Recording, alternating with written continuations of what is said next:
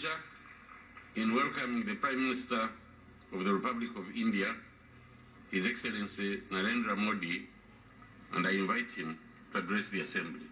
Mr. Prime Minister.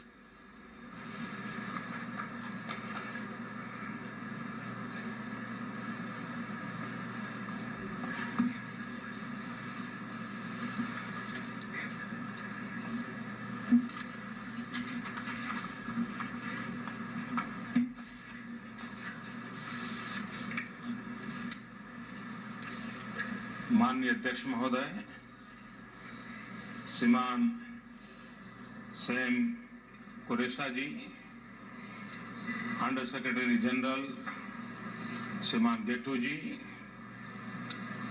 विशिष्ट प्रतिनिधिगण और मित्रों,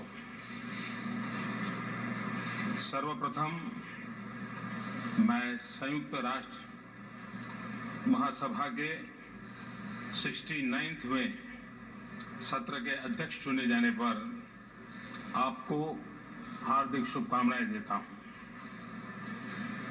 भारत के प्रधानमंत्री के रूप में मैं पहली बार आप सबको संबोधित करने का मेरे लिए अत्यंत सम्मान की बात है। मैं भारतवासियों की आशाओं व अपेक्षाओं से अभिभूत हूं। उसी प्रकार मुझे इस बात का पूरा भान है कि विश्व को 1.25 बिलियन लोगों से क्या अपेक्षाएं हैं। भारत वह देश है जहां मानवता का 6वां हिस्सा आबाद है। भारत ऐसे व्यापक पैमाने पर आर्थिक व सामाजिक बदलाव से गुजर रहा है जिसका उदाहरण इतिहास में दुर्लभ है। प्रत्येक राष्ट्र की विश्व की अवधारणा उसकी सभ्यता व उसकी दार्शनिक परंपरा के आधार पर निरूपित होती है। भारत का चिरंतन विवेक समस्त विश्व को एक कुटुंब के रूप में देखता है। और मैं जब ये बात कहता हूं तब मैं साफ करता हूं कि हर देश की अपनी एक फिलॉसफी होती है। मैं आइडियोलॉजी के संबंध में नहीं कह रहा हूं। और देश उस फिलॉसफी की प्रेरणा से आगे बढ़ता है। भारत एक देश है जिसकी वेद काल से परंपरा वसुधैव कुटुंबकम की रही है। भारत एक देश है जहां प्रकृति के साथ संवाद, प्रकृति से कभी संघर्ष नहीं, ये भारत के जीवन का हिस्सा है। और उसका कारण उस फिलॉसफी के तहत, भारत उस जीवन दर्शन के तहत आगे बढ़ता रहा है। प्रत्येक राष्ट्र की विश्व की अवधारणा उसकी सभ्यता व उसकी दार्शनिक परंपरा के आधार पर निरूपित होती है। भारत का चिरंतन विवेक समस्त विश्व को, जैसा मैंने कहा, वसुधैव कुटुंबकम, एक कुटुंब के रूप में देखता है। भारत एक ऐसा राष्ट्र है जो केवल अपने लिए नहीं बल्कि विश्व पर्यंत न्याय, जस्टिस, गरिमा, डिग्निटी, अवसर, अपॉर्चुनिटी एवं समृद्धि, प्रॉस्पेरिटी के हक में आवाज उठाता रहा है। अपनी विचारधारा के कारण हमारा मल्टीलेटरलिज्म में दृढ़ विश्वास है। आज यहां खड़े होकर के मैं इस महासभा पर टिकी हुई आशाओं व अपेक्षाओं के प्रति पूर्णतया सजग हूं।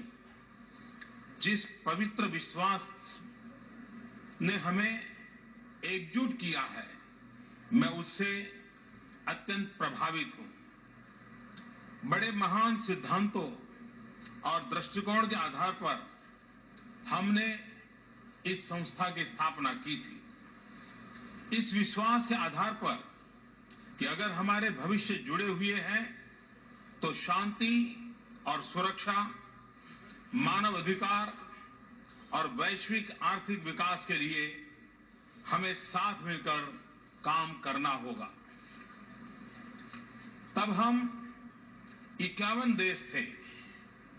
आज 193 स्वतंत्र देश के झंडे इस बिल्डिंग पर लहरा रहे हैं। हर नया देश इसी विश्वास और उम्मीद के आधार पर यहां प्रवेश करता है। हम पिछले 60 दशकों में बहुत कुछ हासिल कर सके। कई लड़ाइयों को समाप्त किया है, शांति कायम रखी है, कई जगह आर्थिक विकास में मदद की है, गरीब बच्चों के भविष्य को बनाने में मदद दी है, भूखमरी हटाने में योगदान दिया है और इस धरती को बचाने के लिए भी हम सब साथ मिलकर के जुटे हुए हैं। 69 यूएन पीस कीपिंग मिशन में विश्व में ब्लू हेलमेट को शांति के रंग की एक पहचान दी है।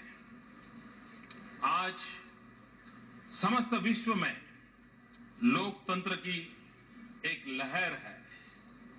अफगानिस्तान में शांतिपूर्ण राजनीतिक परिवर्तन यह भी दिखलाता है कि अफगान जनता की शांति की कामना हिंसा पर विजय अवश्य पाएगी।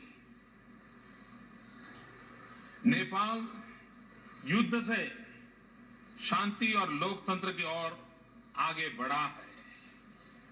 भूटान के नए लोकतंत्र में एक नई ताकत नजर आ रही है। पश्चिम एशिया एवं उत्तर अफ्रीका में लोकतंत्र के पक्ष में आवाज उठाए जाने के प्रयास हो रहे हैं। ट्यूनीशिया की सफलता दिखा रही है कि लोकतंत्र की ये यात्रा संभव है।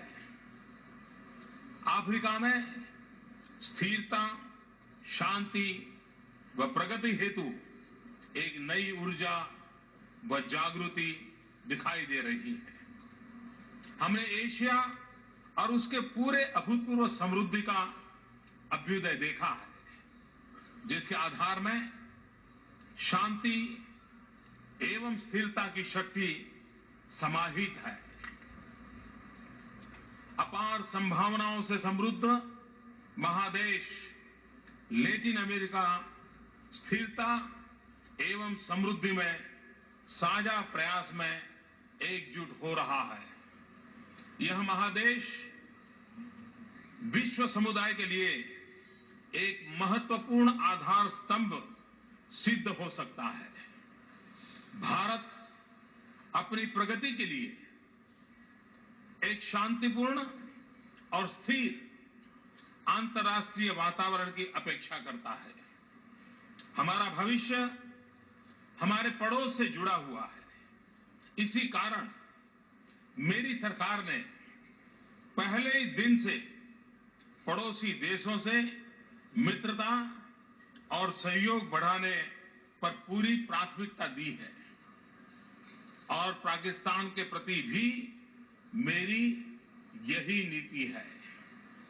मैं पाकिस्तान से मित्रता और सहयोग बढ़ाने के लिए पूरी गंभीरता से शांतिपूर्ण वातावरण में बिना आतंक के साये के साथ द्विपक्षीय वार्ता करना चाहता हूं। लेकिन पाकिस्तान का भी यह दायित्व है कि उपयुक्त वातावरण बनाए और गंभीरता से द्विपक्षीय बातचीत के लिए सामने आए।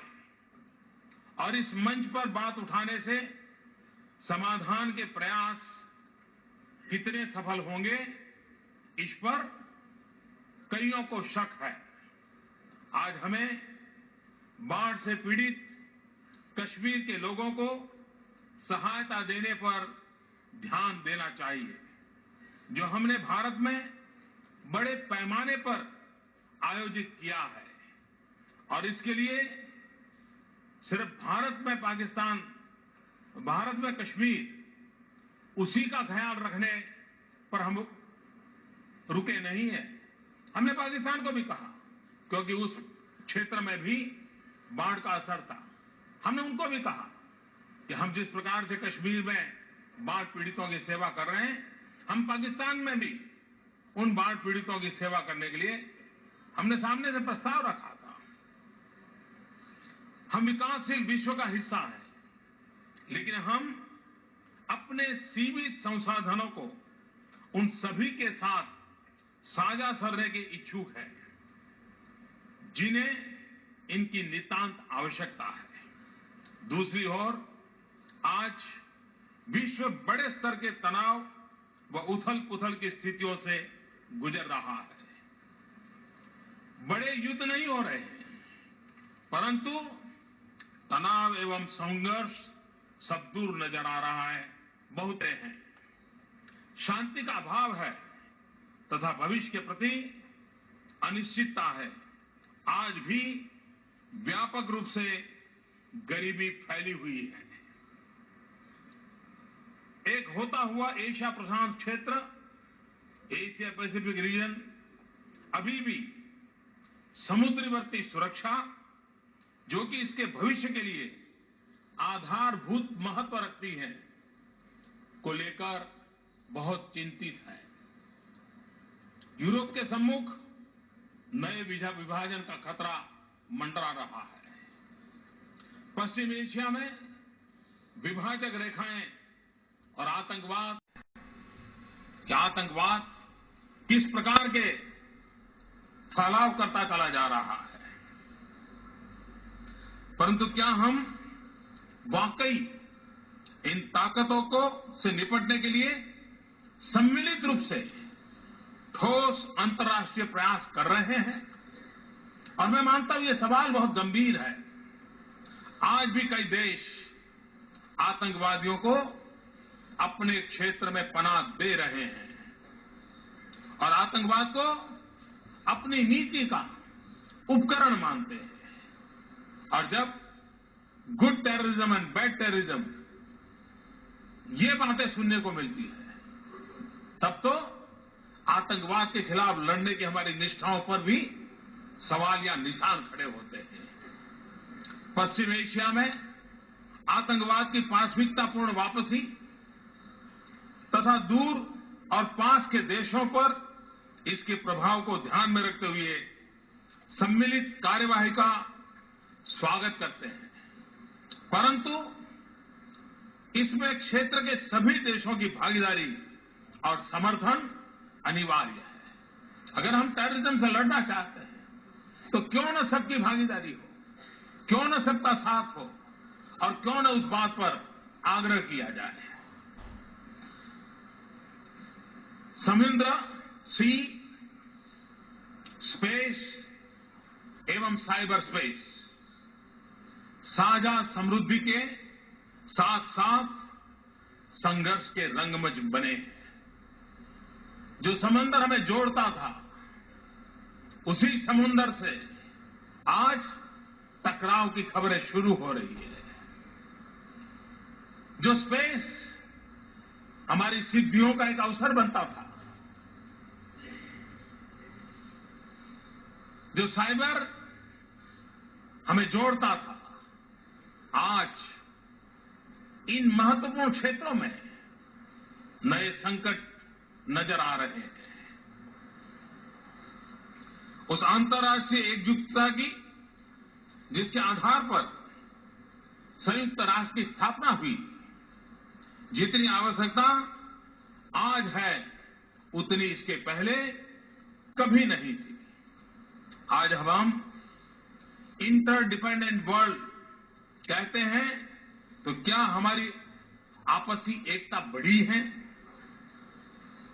हमने सोचने की जरूरत है, क्या कारण है कि यूएन जैसा इतना अच्छा प्लेटफॉर्म हमारे पास होने के बाद भी अनेक जी समूह बनाते गए हम। आज हम कई जी की बातें करते हैं, जिसके नंबर बदलते रहते हैं। कभी G4 होगा, कभी G7 होगा, कभी G20 होगा, हम बदलते रहते हैं। और चाहे या न चाहे हम भी उन समूहों में जुड़े हैं, भारत भी जुड़ा हुआ है। लेकिन क्या आवश्यकता नहीं है कि हम G1 से आगे बढ़कर के जी ऑल की तरफ कदम उठाएं? और जब यूएन अपने 70 वर्ष मनाने जा रहा है, तब ये जी ऑल का एटमॉस्फेयर कैसे बने? फिर एक बार यही मंच हमारी समस्याओं के समाधान का अवसर कैसे बन सके, इसकी विश्वसनीयता कैसे बढ़े, इसका सामर्थ्य कैसे बढ़े, तभी जाकर के हम यहां संयुक्त बात करते हैं, लेकिन टुकड़ों में बिखर जाते हैं, उससे हम बच सकते हैं। एक तरफ तो हम यह कहते हैं कि हमारी नीतियां परस्पर जुड़ी हुई है, और दूसरी तरफ हम जीरो सम गेम के नजरिए से सोचते हैं। अगर उसे लाभ होता है तो मेरी हानि होती है। कौन किसके लाभ में है, कौन किसकी हानि में है, यही मानदंड के आधार पर हम आगे बढ़ते हैं। निराशावादी या आलोचनावादी की तरह कुछ भी नहीं बदलने वाला। एक बहुत बड़ा वर्ग है जिसके मन में ये, छोड़ो यार, अब कुछ होने वाला नहीं है, हो चुका, अब कुछ होने वाला नहीं। ये जो निराशावादी और आलोचनावादी माहौल है, ये कहना आसान है, परंतु अगर हम ऐसा करते हैं तो हम अपनी जिम्मेदारियों से भागने का जोखिम उठा रहे हैं। वो अपने सामूहिक भविष्य को हम खतरे में डाल रहे हैं। आइए हम अपने समय की मांग के अनुरूप अपने आप को ढालें। हम वास्तविक शांति के लिए कार्य करें। कोई भी एक देश या कुछ देशों का एक समूह विश्व की धारा को तय नहीं कर सकता। वास्तविक अंतर्राष्ट्रीय भागीदारी का होना ये समय की मांग है, ये अनिवार्य है। हमें देशों के बीच सार्थक संवाद एवं सहयोग सुनिश्चित करना है। हमारे प्रयासों का प्रारंभ यही संयुक्त राष्ट्र में होना चाहिए, और भागीदारी परक बनाना हमारे लिए अनिवार्य है। 20वीं सदी की अनिवार्यताओं को प्रतिबिंबित करने वाली संस्थाएं 21वीं सदी में प्रभावी सिद्ध नहीं होंगी। इनके सम्मुख अप्रासंगिक होने का खतरा प्रस्तुत होगा। और मैं आग्रह से कहना चाहता हूं कि पिछली शताब्दी के आवश्यकताओं के अनुसार जिन बातों पर हमने बल दिया, जिन नीति नियमों का निर्धारण किया, 21वीं सदी में विश्व काफी बदल चुका है, बदल रहा है, और बदलने की गति भी बड़ी तेज है। ऐसे समय ये अनिवार्य हो जाता है कि हम समय के साथ अपने आप को ढालें, हम परिवर्तन करें, हम नए विचारों पर बल दें। अगर ये हम कर पाएंगे तभी जाकर के हमारा रिलेवेंस रहेगा। हमें अपने सभी मतभेदों को दरकिनार कर आतंकवाद से लड़ने के लिए सम्मिलित अंतर्राष्ट्रीय प्रयास करना चाहिए। मैं आपसे यह अनुरोध करता हूं कि इस प्रयास के प्रतीक के रूप में आप comprehensive convention on international terrorism को पारित करें।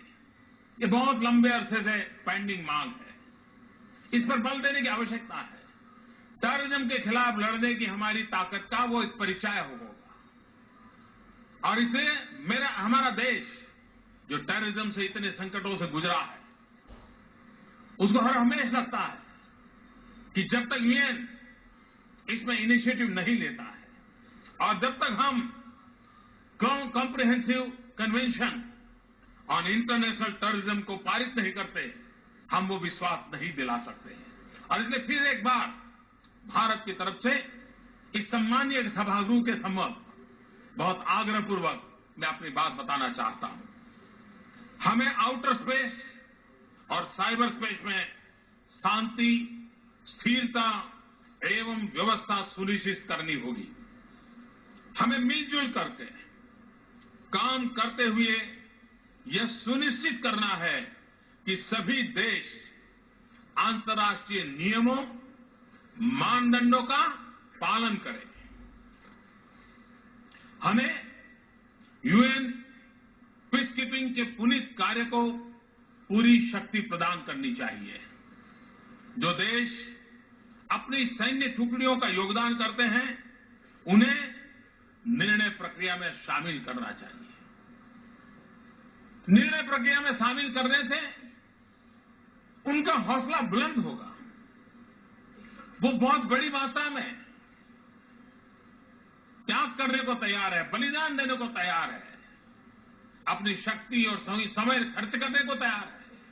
लेकिन अगर हम उन्हें ही निर्णय प्रक्रिया से बाहर रखेंगे तो कब तक हम यूएन पीस कीपिंग फोर्स को प्राणवान बना सकते हैं, ताकतवर बना सकते हैं? इस पर भी गंभीरता से सोचने की आवश्यकता है। आइए हम सार्वभौमिक वैश्विक निःशस्त्रीकरण एवं अप्रसार हेतु अपने प्रयासों में दुगुनी शक्ति लगाएं। अपेक्षाकृत अधिक स्थिर तथा समावेशी विकास हेतु निरंतर प्रयासरत रहें। वैश्वीकरण ने विकास के नए ध्रुवों, नए उद्योगों और रोजगार के नए स्रोतों को जन्म दिया है, लेकिन साथ ही अरबों लोग गरीबी और अभाव के कगार पर जी रहे हैं। कई देश ऐसे हैं जो विश्वव्यापी आर्थिक तूफान के प्रभाव से बड़ी मुश्किल से बच पा रहे हैं। लेकिन इन सब में बदलाव लाना जितना मुमकिन आज लग रहा है, उतना पहले कभी नहीं लगता था। टेक्नोलॉजी ने बहुत कुछ संभव कर दिखाया है। इसे मुहैया करने में होने वाले खर्च में भी काफी कमी आई है। यदि आप सारी दुनिया में फेसबुक और ट्विटर के प्रसार की गति के बारे में, सेलफोन्स के प्रसार की गति के बारे में सोचते हैं, तब आपको भी विश्वास करना चाहिए कि विकास और सशक्तिकरण का प्रसार भी इसी तेज गति से संभव है। जाहिर है, प्रत्येक देश को अपने राष्ट्रीय उपाय करने होंगे। प्रगति व विकास को बल देने हेतु प्रत्येक सरकार को अपनी जिम्मेवारियां निभानी होगी। साथ ही हमारे लिए एक सार्थक अंतर्राष्ट्रीय भागीदारी की आवश्यकता है। एक स्तर पर इसका अर्थ हुआ नीतियों का बेहतर समन्वय, ताकि हमारे प्रयत्न परस्पर सहयोग को बढ़ावा दे तथा दूसरे को क्षति न पहुंचाए। यह उसकी पहली शर्त है कि दूसरे को क्षति न पहुंचाए। इसका यह भी अर्थ है कि जब हम अंतर्राष्ट्रीय व्यापारिक संबंधों की रचना करते हैं, तो हमें एक दूसरे की चिंताओं व हितों का भी ध्यान रखना चाहिए। जब हम विश्व के अभाव के स्तर के विषय में सोचते हैं, आज बेसिक सैनिटेशन 2.5 बिलियन लोगों की पहुंच के बाहर है।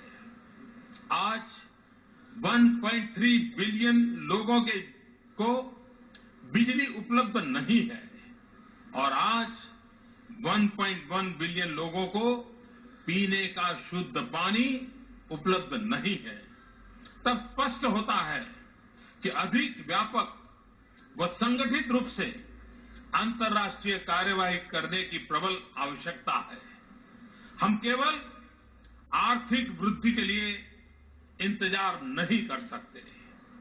भारत में मेरे विकास के एजेंडा के सबसे महत्वपूर्ण पहलू इन्हीं मुद्दों पर केंद्रित है और मैं मानता हूं कि हमें पोस्ट 2015 डेवलपमेंट एजेंडा में इन्हीं बातों को केंद्र पर रखना चाहिए और उन पर ध्यान देना चाहिए। रहने लायक तथा संवहनहीन, टिकाऊ, सस्टेनेबल विश्व की कामना के साथ हम काम करें। इन मुद्दों पर ढेर सारे विवाद एवं दस्तावेज उपलब्ध हैं, लेकिन हम अपने चारों ओर ऐसी कई चीजें देखते हैं जिनके कारण हमें चिंतित व आगाह हो जाना चाहिए और ऐसी भी चीजें हैं जिन्हें देखने से हमें चिंतित होते जा रहे हैं। जंगल, पशु पक्षी, निर्मल नदियां व झीलें और नीला आसमान। मैं 3 बातें कहना चाहूंगा। पहली बात, हमें चुनौतियों से निपटने के लिए अपनी जिम्मेदारियों को निभाने में ईमानदारी बरतनी चाहिए। विश्व समुदाय ने सामूहिक कार्रवाई के सुंदर संतुलन को स्वीकारा है, जिसका स्वरूप कॉमन बट डिफरेंशिएटेड रिस्पांसिबिलिटीज, इसे सतत कार्रवाई का आधार बनाना होगा। इसका यह भी अर्थ है कि विकसित देशों को फंडिंग व टेक्नोलॉजी ट्रांसफर की अपनी प्रतिबद्धता को अवश्य पूरा करना चाहिए। दूसरी बात, राष्ट्रीय कार्रवाई अनिवार्य है। टेक्नोलॉजी में बहुत कुछ संभव कर दिया है, जैसे नवीनीकरणीय ऊर्जा प्रौद्योगिकी, रिन्यूएबल एनर्जी टेक्नोलॉजी।